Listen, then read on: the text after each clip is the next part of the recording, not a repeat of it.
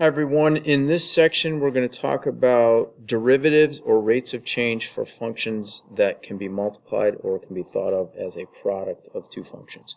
So we're going to start out with an example here, and in this example we have in the fall of 2009 enrollment at public colleges and universities was increasing by 0.1 million students per year.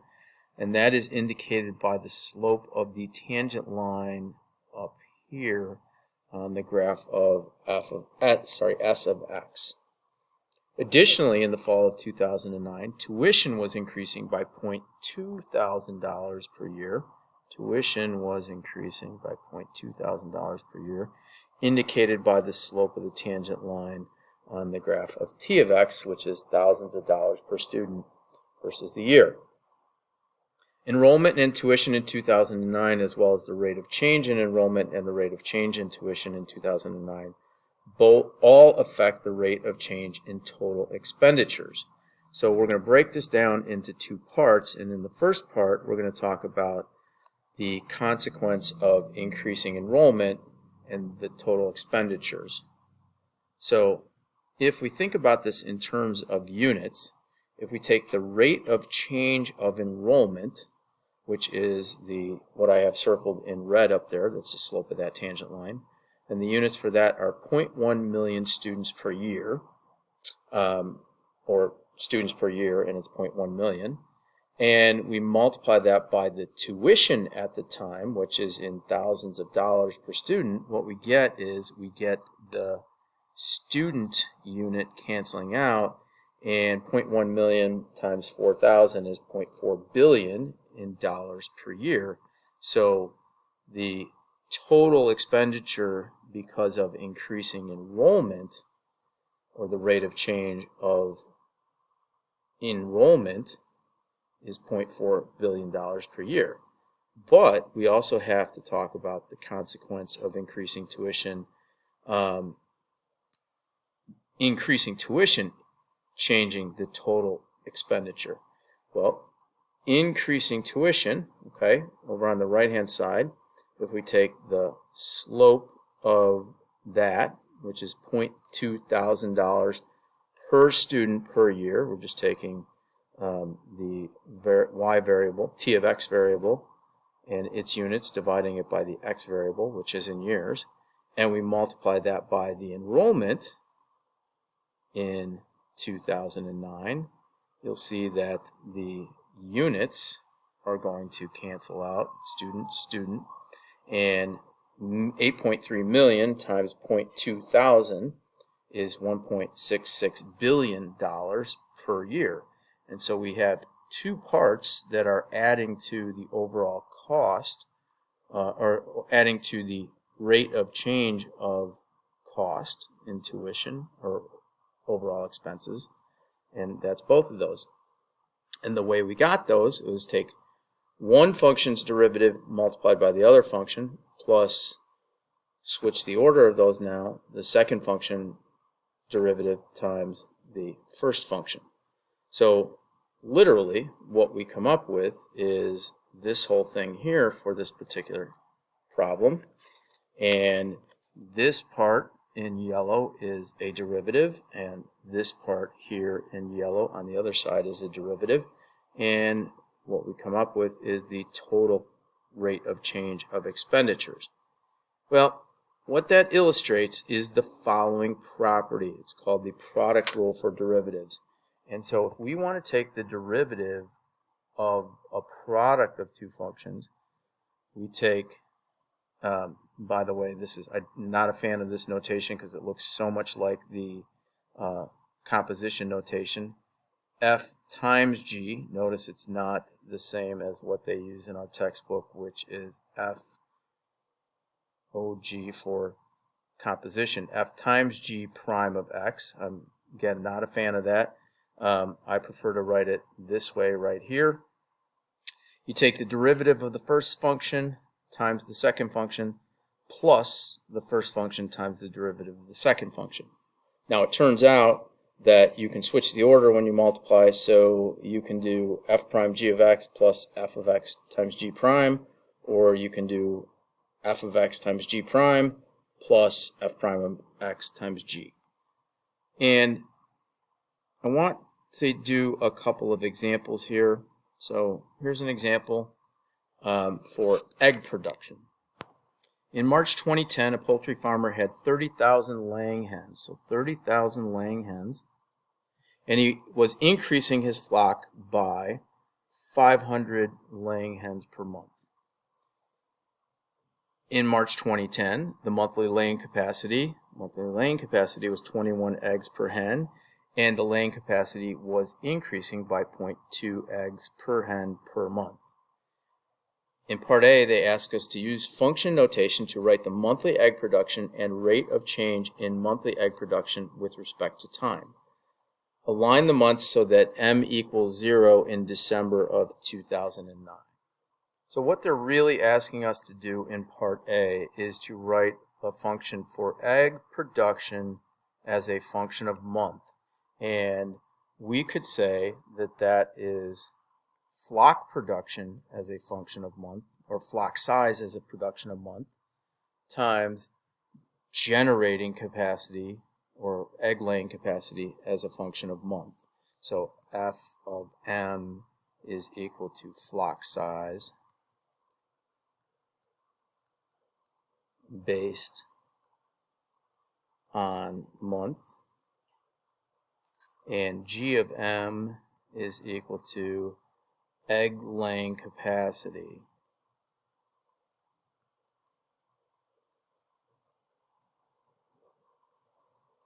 based on month. Take the flock size times the egg laying capacity and you get the number of eggs per month. But they also ask us to find E prime of m. So using our product rule, that's f prime of m times g of m plus f of m times g prime of m.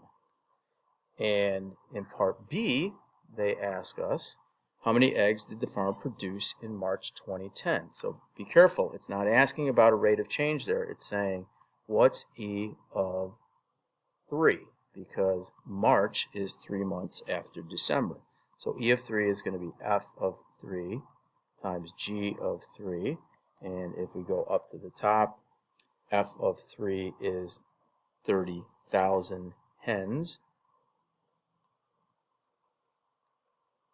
times g of 3, 21 eggs for every hen. And the hens cancel out, and we get 630,000 eggs. So that is the number of eggs produced in the month of March. In Part C, they ask us, how quickly was egg production changing in March 2010? Interpret the results. Well, essentially what they're asking is, what's the rate of change of E of m in March, or what's E prime of 3?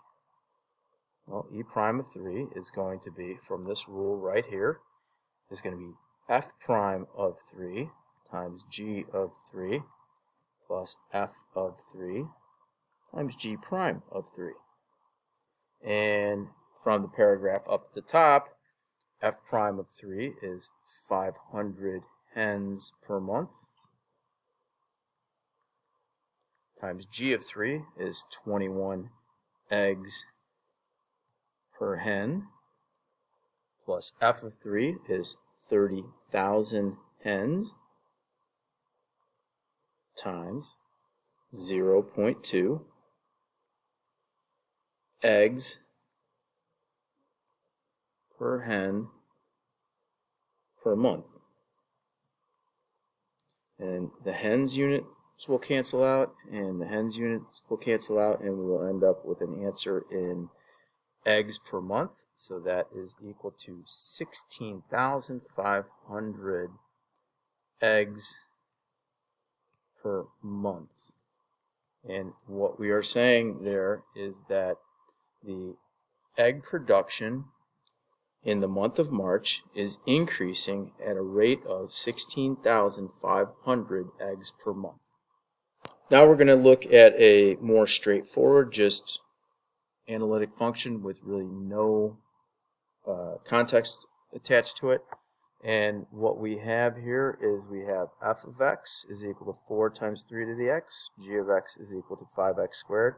So f times g of x. This is not f of g of x. Again, I prefer to write this as f of x times g of x like that, is equal to 4 times 3 to the x times 5x squared, and the rate of change of the product function is, so d dx of f of x times g of x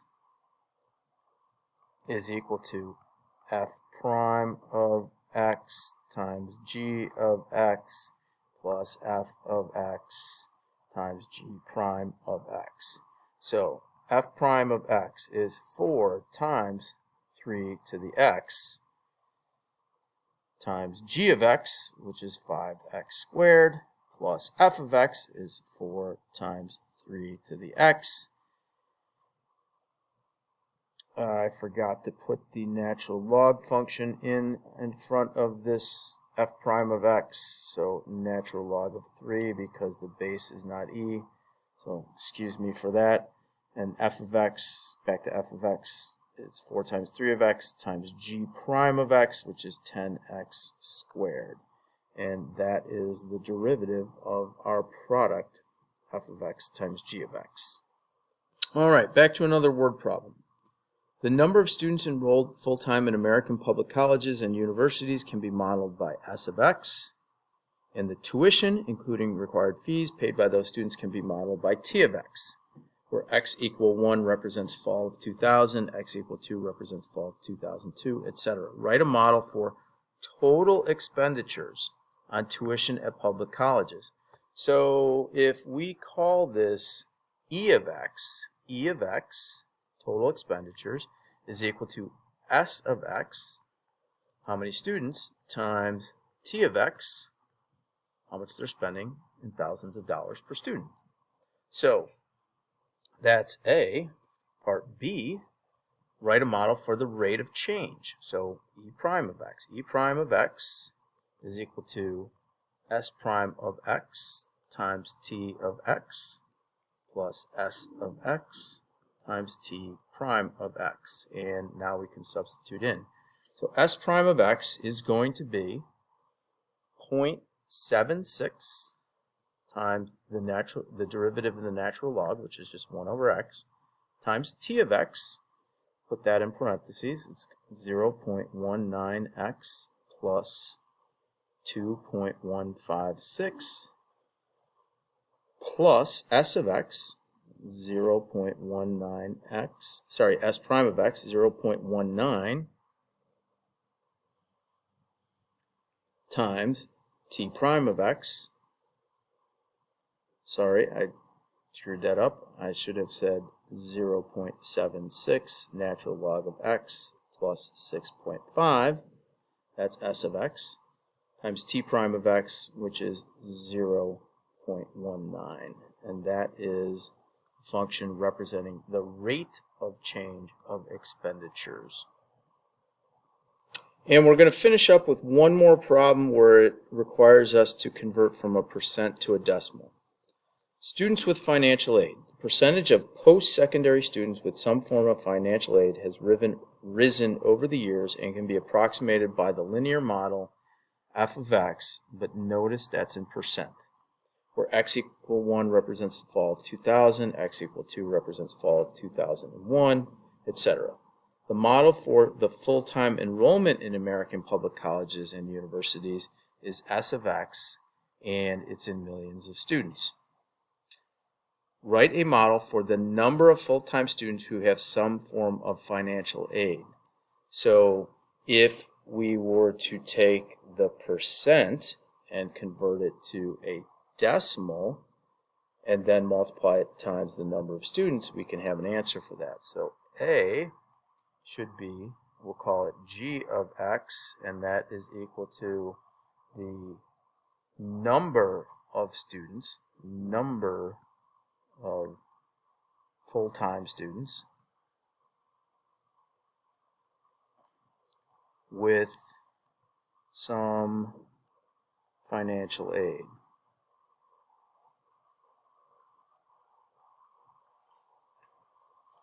And g of x is going to be equal to f of x times s of x. And we need to convert f of x from a percent to a decimal. As an example, let's say you spent $1 and there was 8% tax. You wouldn't multiply 1 times 8 and get $8. You would multiply 1 times 0.08, so you've converted that percent to a decimal, and get 8 cents tax on that dollar. So for us to find this answer, we need to convert f of x to decimal instead of a percent. So g of x is going to be equal to 0.0309x, we divide by 100 to convert from percent to decimal, plus 0.5418, and we're going to multiply that times s of x, 0.76 natural log x, plus 6.5. In part B, it says determine how many full-time students had financial aid in 2010. So basically, we're going to find g of 11 because 1 represents fall of 2000, so 10 years later would be 11. So g of 11 is equal to 0.0309 times 11 plus 0.5418 times 0.76 natural log of 11 plus 6.5, and if you punch that into your calculator, you're going to get approximately 7.33 million students. And then finally in part C it says determine the rate at which the number of full-time students with financial aid was increasing in fall of 2010. Write a sentence of interpretation of the results. So in part C we are finding g prime of 11. So it's going to be equal to f prime of 11 times s of 11 plus f of 11 times g prime of 11. And I'm going to leave that derivative part up to you, but here's what it turns out to be. It turns out to be 0.0309 times 0.76 ln of 11 plus 6.5 plus f of 11 is 0.0309 times 11 plus 0.5418 times 0.76 times the derivative of the natural log 1 over x evaluated at 11. And you can verify that by finding g prime of x first and then substituting in. And when you get done with all of that, you will see that you get approximately 0.318 million per year, or 318,000 students per year. So how do we interpret that? In 2010, the number of students receiving financial aid was increasing by approximately 318,000 students per year. My apologies for the lengthy video, but these problems take a little bit of time to work through.